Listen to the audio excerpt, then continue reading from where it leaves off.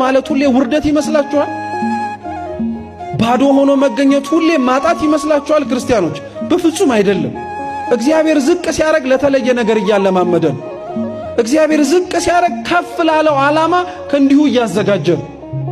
እውነቴን እንደምላችሁ ሙሴን እግዚአብሔር እንዲህ ያረገው ፈርዖን ቤት ይበላው የነበረው ይጠጣው የነበረው ይጫማው የነበረው ይለብሰው የነበረው እኮ ብዙ ነገር ነበር። ሁሉን ነገር አስተወውና ባዶ አደረገው። ሙሴን ዝቅ አድርጎ በግ ጠባቂ አደረገው። እግዚአብሔር ባዶ ሲያረጋችሁ አታማሩ ክርስቲያኖች፣ አናማር። ባዶ ሲያረገ ለሆነ ነገር እያዘጋጀህ ነው። ለሆነ ትልቅ ዓላማ እያዘጋጀህ ነው። ተመልከቱ። ሙሴን እኮ የበግ ጠባቂ አድርጎ ያስቀመጠው ለምን መሰላችሁ?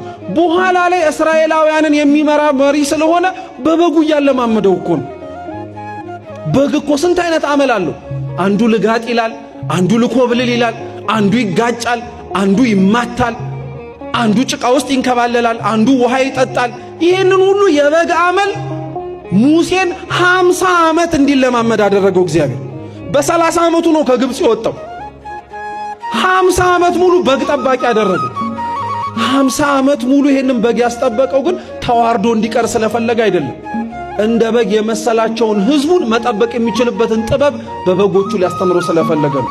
ሙሴን ከነበረበት የፈርዖን ቤት አውርዶ በግ ጠባቂ ያደረገው እግዚአብሔር ከሌለበት ቤተ መንግሥት እግዚአብሔር ያለበት ከብት በረት ስለሚሻል።